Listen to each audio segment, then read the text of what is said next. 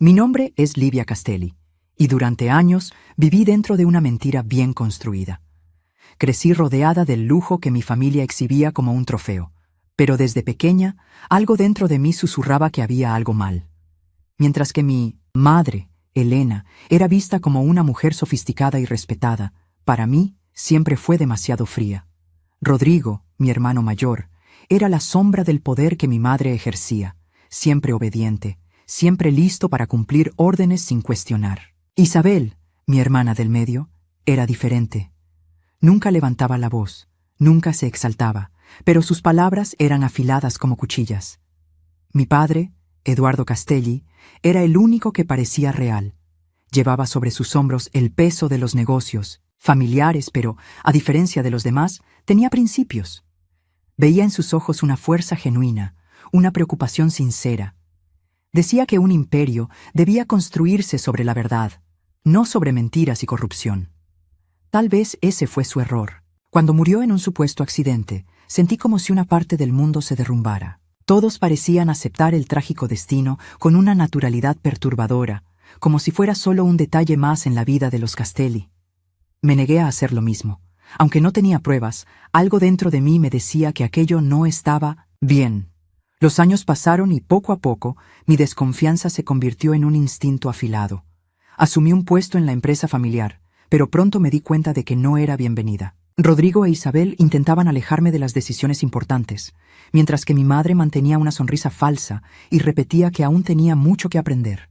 Sabía lo que aquello significaba. En su visión, yo solo era un estorbo, una pieza que aún no había sido descartada porque no representaba una amenaza. Hasta que me convertí en una. Fue por casualidad que encontré la primera pista. Un documento archivado en un sector que no debería existir, firmado por mi padre poco antes de morir. Había detalles sobre movimientos financieros sospechosos, cifras que no cuadraban con los informes que la empresa divulgaba. Cuanto más investigaba, más cosas surgían. Transacciones ocultas, contratos adulterados, dinero enviado a cuentas anónimas en el extranjero. Y luego, una grabación de audio olvidada entre los archivos del sistema. La voz de mi padre. Hablaba en tono bajo, preocupado. Mencionaba a mi madre, a Rodrigo, a Isabel. Decía que sabía lo que estaban haciendo, que no podía permitir que continuaran, que iba a denunciarlos.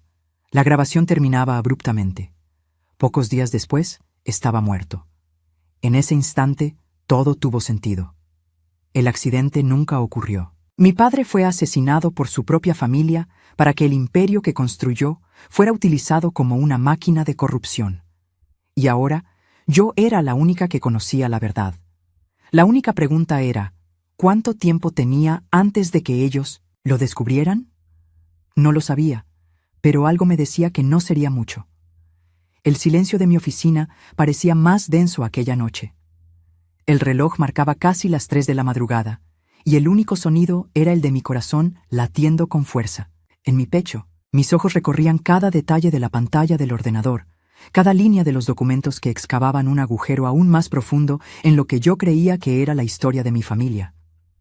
Mi padre no murió en un accidente. Fue silenciado. La grabación que encontré seguía resonando en mi mente. Su voz llevaba una mezcla de ira y frustración. Sabía que lo estaban robando, sabía que su propia familia lo traicionaba. Pero lo que más dolía era darse cuenta de que, incluso sabiendo el peligro, confió en que la verdad podría protegerlo. Un error que le costó la vida. Pasé las últimas semanas revisando archivos antiguos, contactos olvidados, cualquier rastro que pudiera decirme cómo sucedió todo. Cuanto más profundo cavaba, más sucio se volvía todo. La empresa que llevaba el nombre de nuestra familia no era más que una fachada para algo mucho más grande. Mi madre, Rodrigo e Isabel operaban un imperio de desvío de dinero, contratos fraudulentos y manipulación política. Era un juego calculado, donde todas las piezas ya estaban en el tablero, excepto yo, hasta ahora. En el fondo, siempre supe que mi presencia en la empresa era tolerada, no bienvenida. Rodrigo se encargaba de recordármelo en cada reunión, borrando mis decisiones como si fueran garabatos inútiles. Isabel actuaba con una superioridad velada, siempre un paso adelante, manipulando información para mantenerme en la oscuridad. Mi madre, la peor de todas, Sonreía y decía que necesitaba aprender más, cuando en realidad solo estaba esperando el momento adecuado para deshacerse de mí. El problema era que aprendí. Aprendí que mi familia era un pozo de traición y que, si no tenía cuidado, terminaría como mi padre. Fue en ese momento cuando el teléfono sonó. La pantalla brillaba en la oscuridad, su nombre centelleando como una advertencia. Mi madre. Parpadeé un par de veces antes de responder, sintiendo el peso de la sospecha clavarse en mi cuerpo.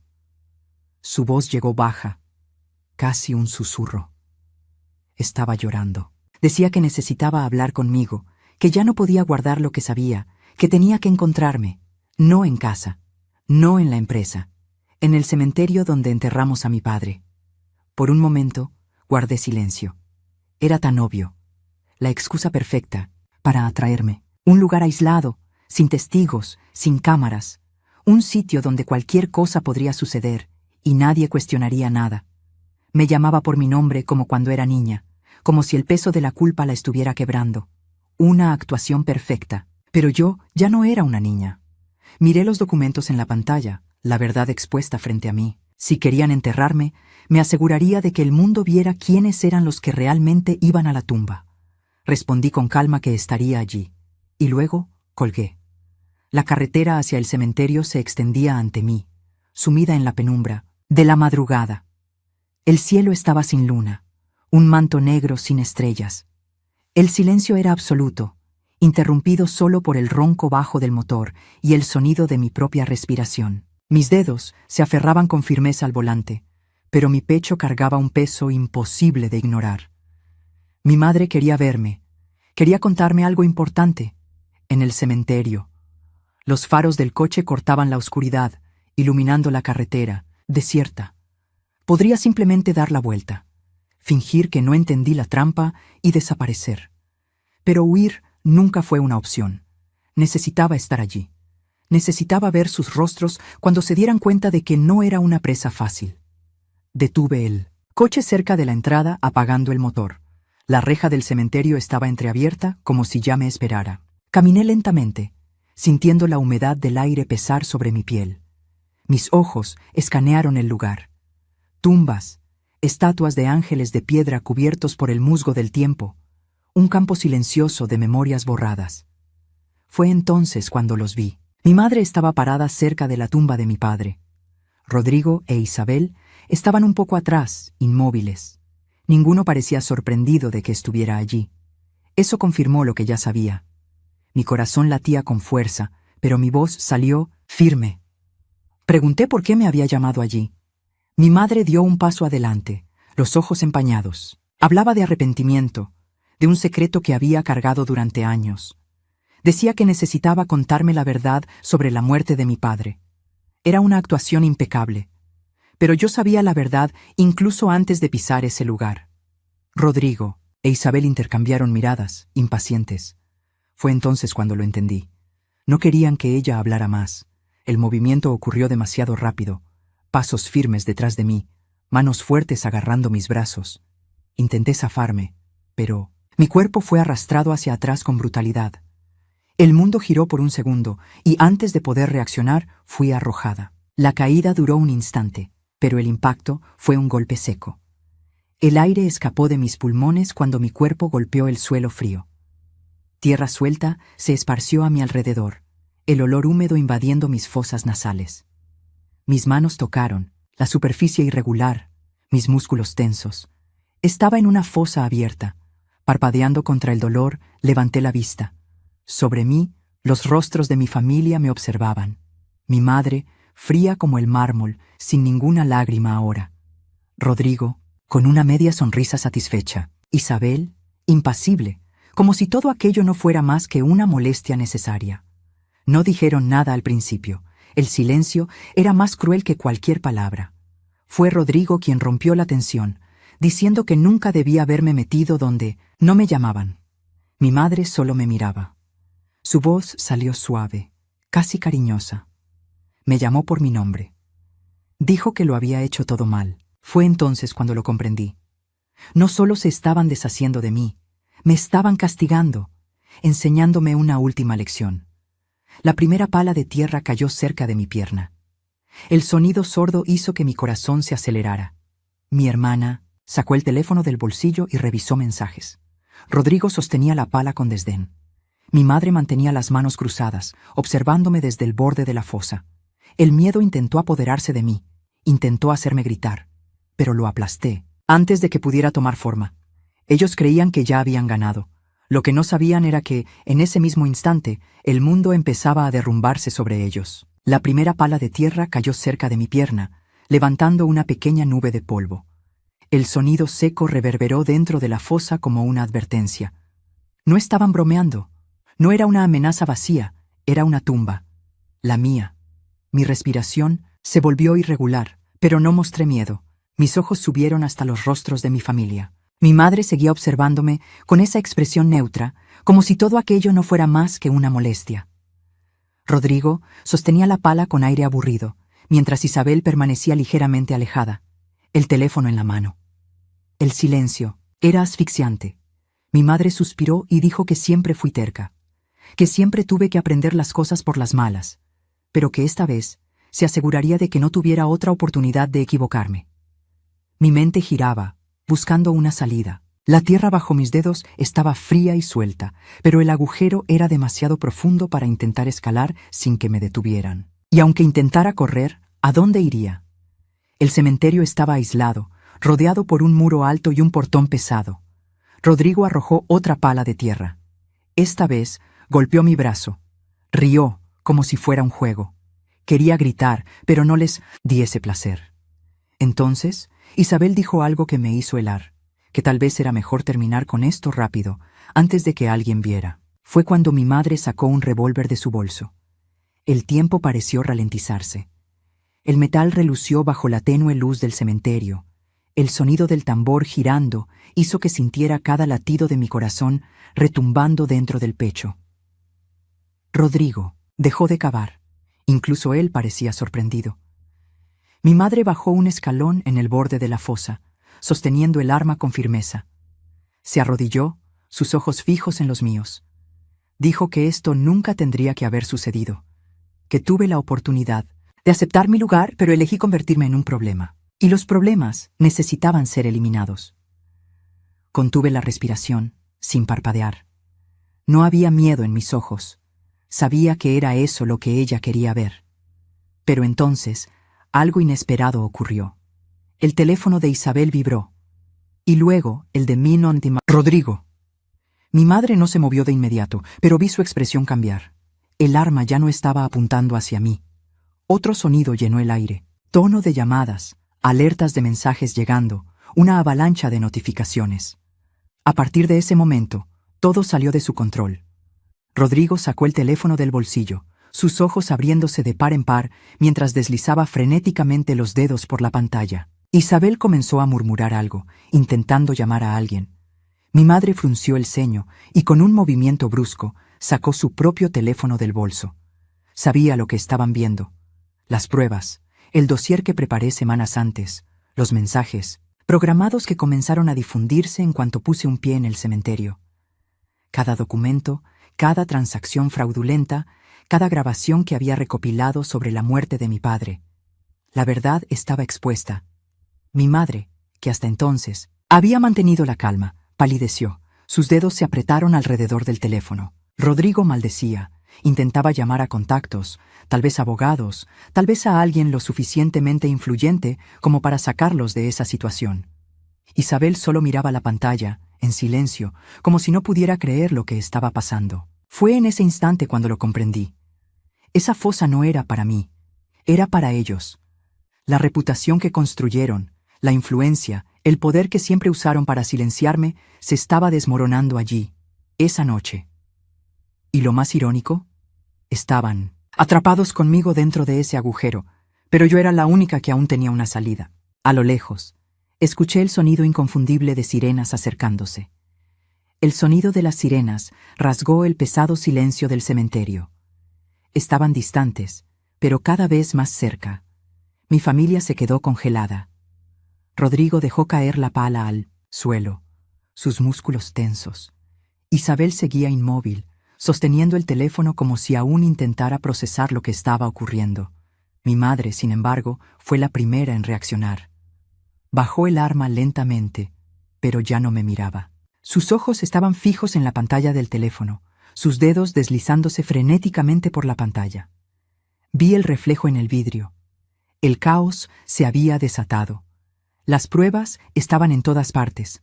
Redes sociales, periódicos, correos electrónicos, enviados a las autoridades. Era imposible contener la situación. Rodrigo maldijo en voz alta, rompiendo el letargo. Preguntó cómo era posible. ¿Quién más lo sabía? ¿Quién más estaba involucrado? Miró a Isabel, esperando que hiciera algo, pero por primera vez vi a mi hermana dudar. Todavía estaba dentro de la fosa, pero ya no me sentía atrapada. Mi madre comenzó a caminar de un lado a otro, sus pasos rápidos, intentando encontrar una solución. Su mente giraba, pero ya no le quedaban cartas por jugar. Estaban acorralados. Rodrigo se volvió hacia mí, y la furia en su rostro creció. Saltó dentro de la fosa, me agarró por el cuello de la blusa y me arrastró hacia arriba con fuerza, sacándome del agujero. Mis pies tocaron el suelo húmedo. Mis músculos dolían por la caída, pero me mantuve firme. Me sujetó del brazo, con fuerza, los dientes apretados. Dijo que no tenía idea de lo que había hecho, que lo había arruinado todo, que esto no terminaría así. Pero terminó, porque en ese momento los faros de las patrullas iluminaron el cementerio. El azul y rojo giratorio pintó las lápidas con tonos de destrucción. Escuché órdenes siendo gritadas, el sonido de puertas de autos abriéndose, pasos apresurados. Mi madre cerró los ojos por un segundo y cuando los abrió de nuevo, su expresión era de derrota. Isabel no dijo nada, pero vi su cuerpo tensarse. Rodrigo, en cambio, me soltó bruscamente y trató de correr. ¡Idiota! El sonido de un disparo eléctrico resonó en el aire. Un taser. Rodrigo cayó de rodillas, temblando, los brazos inmóviles. Los policías lo rodearon en segundos, empujándolo contra el suelo. Isabel levantó las manos lentamente, su expresión controlada, pero sus ojos estaban vacíos. Mi madre vaciló. Por un momento pareció que iba a reaccionar, a hacer algo, pero entonces me miró. Y lo vi. Por primera vez vi el miedo en sus ojos, el verdadero. Sabía que todo había acabado. Cuando los policías le pusieron las esposas en las muñecas, no opuso resistencia. Mi respiración estaba agitada. Sentía mi cuerpo temblar, exhausto, la adrenalina finalmente comenzando a desvanecerse. Una policía se acercó, preguntándome si estaba bien, si necesitaba atención médica. Solo asentí con la cabeza. Mis ojos estaban fijos en los tres, mientras los llevaban, uno por uno, a los autos patrulla. Rodrigo se debatía. Isabel caminaba sin mirar a los lados. Mi madre miró hacia atrás. Me miró a mí. Su rostro seguía pálido. Pero no había odio allí. Solo la sombra de alguien que se dio cuenta de que lo había perdido todo. Y lo más irónico era que ella misma cavó esa tumba. Las puertas del cementerio se cerraron detrás de las patrullas. Y, por primera vez en mucho tiempo, sentí el peso de la libertad sobre mis hombros. Pero esto aún no había terminado. Todavía tenía un legado que reconstruir. La lluvia comenzó a caer cuando la última patrulla desapareció en la carretera.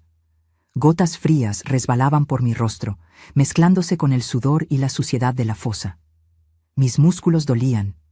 Cada parte de mi cuerpo pesaba el doble, pero seguía en pie. El cementerio ahora estaba en silencio, excepto por el sonido del agua golpeando las lápidas. El agujero donde intentaron enterrarme seguía abierto, un recordatorio grotesco de lo que pudo haber pasado. Pero no pasó. Respiré hondo, sintiendo el aire frío llenar mis pulmones. Quería sentir alivio. Quería creer que estaba a salvo, que todo había terminado. Pero en el fondo, sabía que esta historia aún no había llegado a su fin. La reputación de mi familia estaba destruida. Rodrigo, Isabel y mi madre serían arrastrados por los titulares y los tribunales, sus crímenes diseccionados ante el público.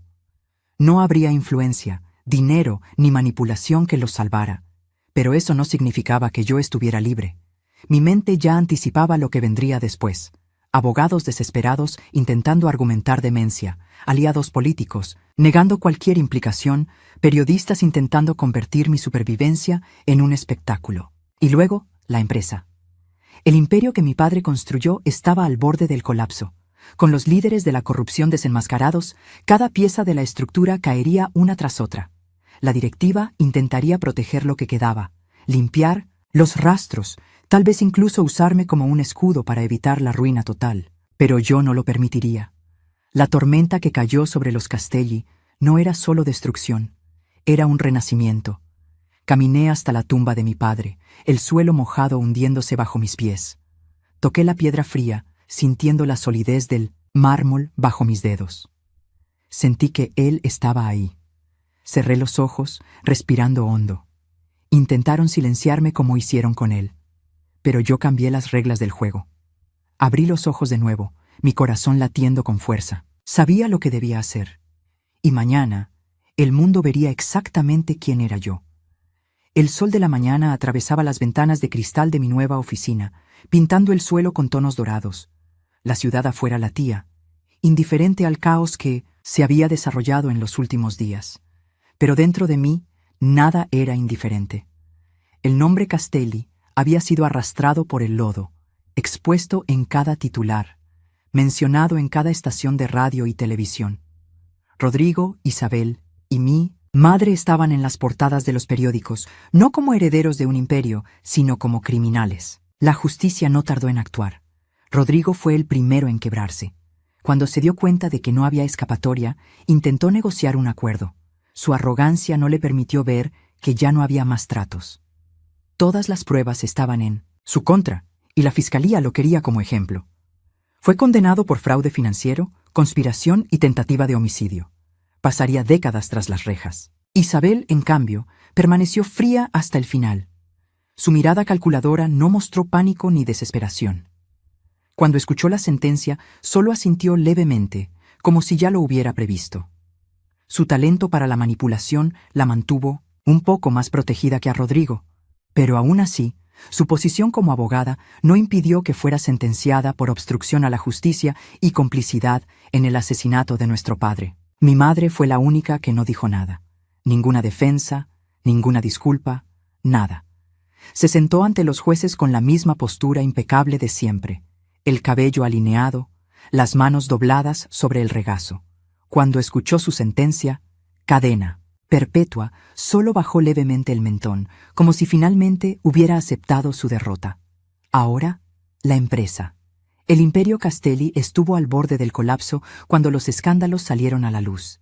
Cada contrato fue revisado, cada sociedad fue cuestionada, muchos abandonaron el barco, otros esperaron para ver si me hundiría con él. Pero no me hundí. Despedí a cada pieza podrida que sostenía el sistema de corrupción. Lo reestructuré desde cero, con transparencia y ética, como lo habría hecho mi padre. Poco a poco, la confianza volvió. Los inversores regresaron, nuevos socios aparecieron, y con el tiempo, la empresa no solo sobrevivió, sino que comenzó a prosperar. Hoy era la única Castelli que quedaba en el poder, y por primera vez no me asustaba.